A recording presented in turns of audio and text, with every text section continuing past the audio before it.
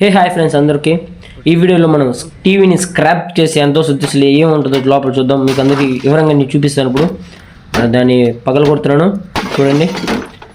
దాన్ని 2 మూలల 4 మూలలు ఉంటే 4 మూలల పగలగొట్టి చాలా హార్డ్ వర్క్ అనమాట. దీన్ని అసలు టీవీలో మనకి ఎంతో శుద్ధి, దాని లోపల ఏముంటాయి, టీవీని మనం స్క్రాప్ చేస్తే మనకి ఎంతో శుద్ధి, ఆ స్క్రాపులు మనకి ఎంత ఇస్తారు అని ఈ వీడియోలో మీకు వివరంగా చెప్పబోతున్నాను. చూడండి, అది ఈ వీడియోలో మనకు కనిపించే టీవీలో వచ్చేసి ఒక బోర్డు ఉంటుంది, సర్క్యూట్ బోర్డు. అదొక 60 గ్రామ్స్ 600 గ్రామ్స్ ఉంటుంది. ఓకే, ఒక ఐరన్ ప్లేట్ ఉంది, చుట్టూ దాంతో గాజు ముక్కలతో మూసుకొని ఉంటుంది, గాజుతో. ఆ ప్లేట్ నోటి పక్కన తీయాలంటే 4 మూల కొట్టాలి.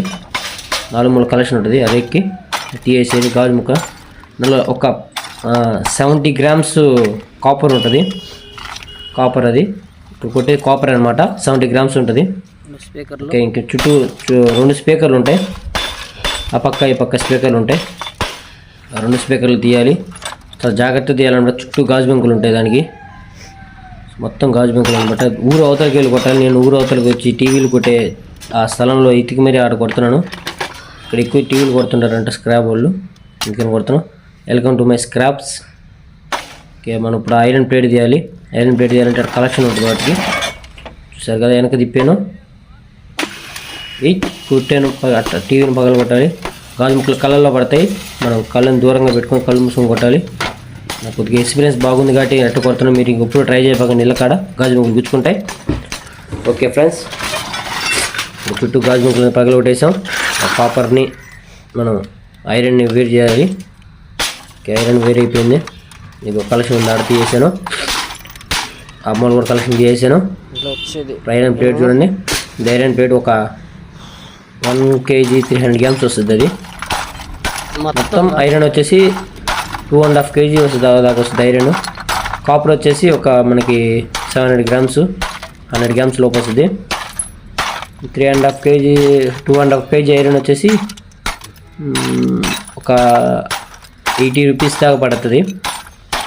కాపర్ వచ్చేసి 100 గ్రామ్స్ వచ్చేసి 60 రూపీస్. మనకి మొత్తం కలిపి ఒక టీవీకి మనకు వచ్చే అమౌంట్ 130 రూపీస్ దాకా మనకి ఒక టీవీలో ప్రాఫిట్ వస్తుంది. మీరు ఇలా స్క్రాప్ చేసుకోగలిగితే ఈ టీవీ నేను 50 రూపీస్కి తీసుకున్నాను. దీన్ని ఇంత స్క్రాప్ చేసిన దానికి నాకు ఒక 80 రూపీస్ దాకా మిగిలింది. ఇలా మీరు ఎవరైనా కానీ కొట్టుకోగలిగితే మీకు ఆ 130 రూపీస్ మిగులుతాయి.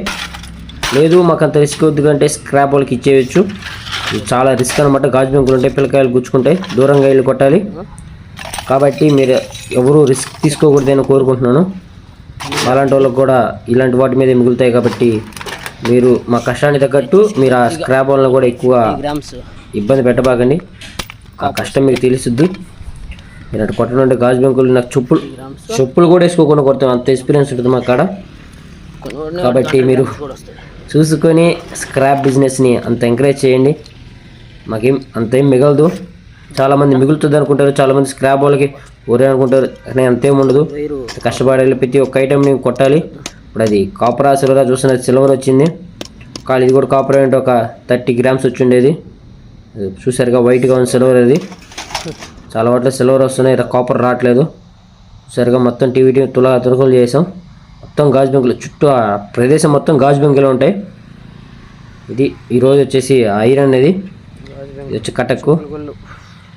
ఓకే, జాగ్రత్త తీయాలి. దాన్ని తీసుకుంటున్నాను. దాన్ని తీసుకొని ఇప్పుడు మనం కొట్టిన ఐరన్ని ఆ కాపర్ని మొత్తం దాంట్లోకి వేసుకొని వెళ్ళి కాటలో పెడదాం.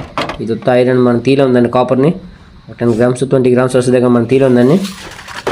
ఎంతో దాంట్లోకి వేసుకొని ఇప్పుడు వెళ్ళి కాటా మీద పెట్టి బిల్ని మీకు చూపిస్తాను.